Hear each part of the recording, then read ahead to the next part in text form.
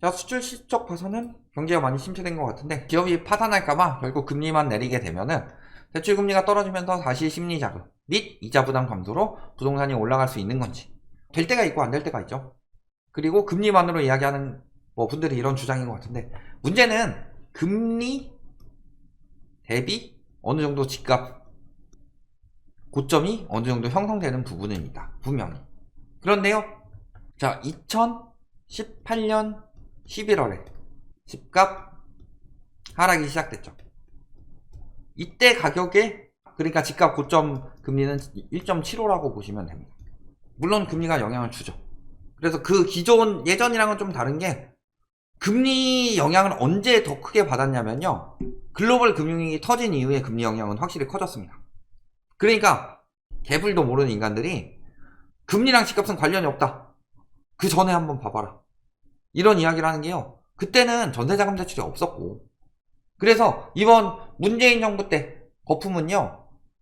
매매 거품이랑 전세 거품이 같이 붙어서 엄청나게 크게 뛰었던 겁니다. 그러니까 노무현 정부 때를 넘어선 이유는 그 전에 MB 정부 때부터 박근혜 정부 때까지 지속적으로 풀어준 전세자금 대출의 영향이 굉장히 컸다. 그리고 그 물살이 워낙 세기 때문에요. 내가 아무리 헤엄을 잘 쳐요. 헤엄을 잘 쳐도 폭포수에서 막 헤엄으로 거슬러 올라가기 굉장히 힘들죠. 그건 조오련도 힘들죠. 박재환도 힘들고. 근데 적당히 흐르는 물, 어느 정도 센 물 정도는 갈 수가 있죠. 그러니까 전세까지 같이 꼈기 때문에 그 물살이 너무 거셌던 거예요. 아무리 규제를 하고 뭐라든. 그게 강했던 거고. 근데 문제는 첫 번째. 금리만 내리게 되면은 심리 자극해서 이자 부담 감소로 부동산이 올라갈 수가 있냐? 예외 사례가 있죠. 기준금리를 한번 볼게요. 금리. 자, 조회해봤을 때. 왜 뒤집어져서 나오지? 자, 알아서 뒤집어서 보시죠. 왜 뒤집어져서 나오지 갑자기? 자, 요때 글로벌 금융위기 터졌어요. 이렇게 급격히 금리를 내렸다. 그러니까 잠깐 데드캣 바운스가 났죠. 그런데 금리 올라가면서 떨어졌어요. 근데 요 상황에서 금리 계속 내렸었는데 집값 계속 떨어졌죠. 자, 그리고 여기서도 금리 올리니까 집값 떨어지기 시작했어요. 금리 이 정도 수준 넘어서서 금리 올리니까 집값 떨어지기 시작했죠. 그런데 요게 반등이 될 정도로 했다는 것은 금리를 이렇게까지 급격히 내렸기 때문이에요. 그러니까 조금 인하하는 걸로 반등할 것이다. 물론 2018년에서 2019년 넘어갈 땐 그게 통했겠죠. 근데 지금은 통할까요? 왜냐면 그때는 1.25에서 1.5, 1.75로 올렸다가 다시 1.5, 1.25까지 내렸기 때문에 그런 건데 지금은 0.5에서 3.5까지 올렸어요. 그 다음에 다시 올라가려면 적어도 2까지 내려야 돼요. 2, 1.75까지 내려줘야지 1.75 정도는 돼야지 그래도 2019년 수준 나올까 말까인데 거기다 또 한 가지 기억하셔야 될 거. 지금 금리보다 더 위험한 게 뭐라고 그랬어요? 금리보다 더 위험한 건 DSR이에요. 왜 이거를 자꾸 배제를 하는지 모르겠는데 DSR, 자, 수요는 두 가지가 있어요. 실수요와 갭투기 수요가 있죠. 그랬을 때 갭투기 수요가 영향을 많이 받는 것은 전세 가격이죠. 그리고 실수요가 영향을 많이 받는 것은 DSR이에요. DSR. 그런데 지금 DSR이 현재 몇 프로요? 현재 60%. 주담대 차주 DSR이. 그만큼 집값이 소득 대비로 굉장히 높다는 소리예요. 근데 이렇게 나올 수 있는 이유는 갭투기꾼들이 많이 올려놨기 때문이죠. 왜냐면 60도 나눠서 하면 30, 30, 40, 20 이렇게 나눠서 먹을 수 있으니까 전세 제도를 이용해가지고 저렇게 올린 거예요. 물론 전세가에 DSR 안 들어간다지만 DSR이 너무 높게 올라가 버리면 힘든 거죠. 그러니까 문제는 이쪽만 생각하고 있는데요. 이 갭투기 수요들은 어떻게 들어와요? 나 사고, 다음 사고, 추격 매수, 추격 매수, 추격 매수, 추격 매수.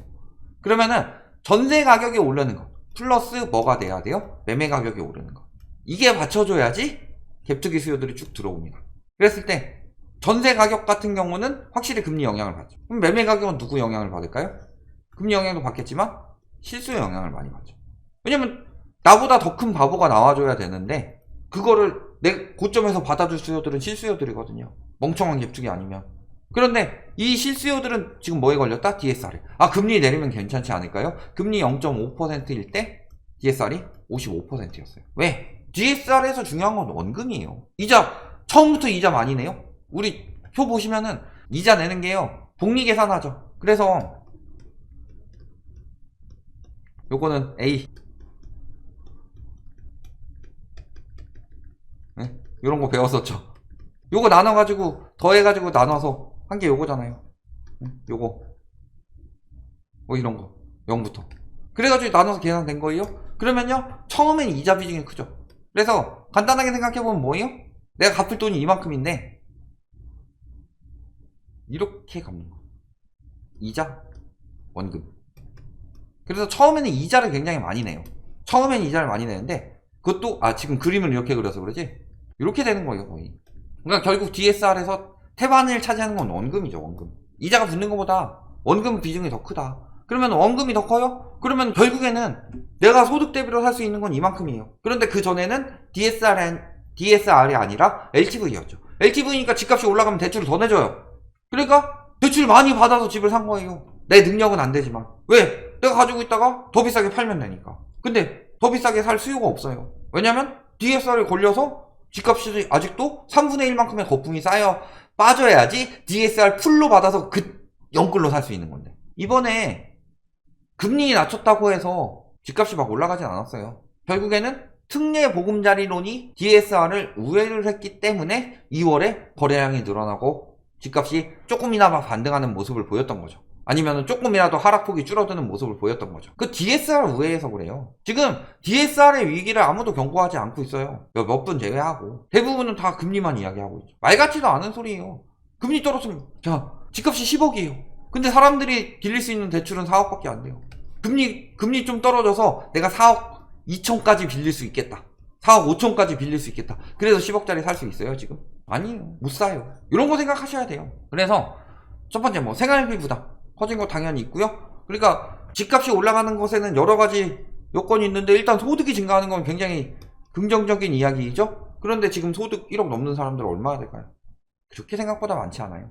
저기 뭐 IT 업계에서 뭐 소득 1억 넘고 집값 더 오를 거네. IT 업계 사람들 몇 명이 소득이 올라가지고 집값이 전반적으로 오를 수 있는 게 아니다. 집값은요, 삶의 수준이 올라가야지. 전반적으로 다 같이 그 소득이 성장이 돼야지 집값이 올라가는 거지. 왜냐면은 나만 사고 파는 게 아니라요, 매수자도 있고 매도자도 있어야 되잖아요. 그러니까 나의 소득 수준도 생각하지만 새로 사야 될 사람들의 소득 수준도 생각을 해야 돼요. 근데 여태까지는 그게 대출로 됐죠. 금리 내리면 대출로 됐죠. 전세자금 대출 풀로 나오지, LTV 막 초이노믹스로 풀어주지, 이런 게 됐던 거예요. 초이노믹스 막았다고 하더라도 그때는 이미 집값이 올라가고 있으니까 그거죠. 막 출발하는 버스 뛰어가가지고 막 붙잡고 타는 사람들, 막 인도 같은 데 보면 기차에 막 출발하는 기차에 막 매달려 가는 사람들처럼 매달려 간 거죠. 그렇게 매달려 가는 사람들 목적지까지 도착할 수도 있겠지만 중간에 굴러 떨어지는 사람들도 굉장히 많죠. 그만큼의 힘이 없으면. 그만큼의 힘이 없는 사람들이 열심히 매달려 있었던 거예요. 이런 부분 생각해 보시면은 금리 조금 떨어져서, 물론 금리가 진짜 급격히 떨어지면 가능할 수 있죠. 근데 그 금리가 급격히 떨어진 게 이번에 코로나 경기 침체처럼 떨어지지 않는 이상은 결국에는 금방 다시 영향이 갈 수밖에 없어요. 자, 글로벌 금융위기 터졌을 때, 자, 하나만 더 볼게요. 자, 이게 인플레이션 봤을 때, 너무 길게 잡았다. 자, 글로벌 금융위기 터지기 전에 튀었죠? 터져서 떨어졌죠. 터져서 물가가 떨어진 거예요. 물가 떨어지니까 금리 내렸죠. 근데 금리 내리고 하면은 경제가 좀 살아나죠. 경제가 좀 살아나면서 물가가 다시 상승하기 시작하죠. 왜? 풀었던 돈은 거짓말을 하지 않는다. 다만 경기가 침체됐을 때 잠깐 웅크려서 겨울잠을 잘 뿐이죠. 그러다가 다시 튀니까 금리를 다시 올릴 수밖에 없는 상황이 온 거예요. 지금도 마찬가지예요. 지금 물가가 잡히고 있는 것처럼 보이는데 일단 잡히는 게 더디죠. 금리 인상을 빠르게 못하고 돈을 워낙 많이 풀었기 때문에. 또 한 가지는 지금 물가 잡히고 있는 것들은 경기 침체로 잡히는 거지 금리 인상으로 잡힌 부분은 거의 없어요. 그러니까 경기 침체로 물가가 잡혔어요? 그러니까 경기가 침체돼서 물가를 낮춘다. 일시적으로 낮출 수 있겠죠. 바로 인플레이션 또 터집니다. 그리고 경기 침체로 인해서 생겨난 물가 상승은 사람들의 소비 여력이 감소가 돼요. 그러면은 당장 심리가 또 막 불어나면서 MB 때처럼 순간적으로 데드캣 바운스는 날 수도 있겠죠? 그게 다예요. 그게 다입니다.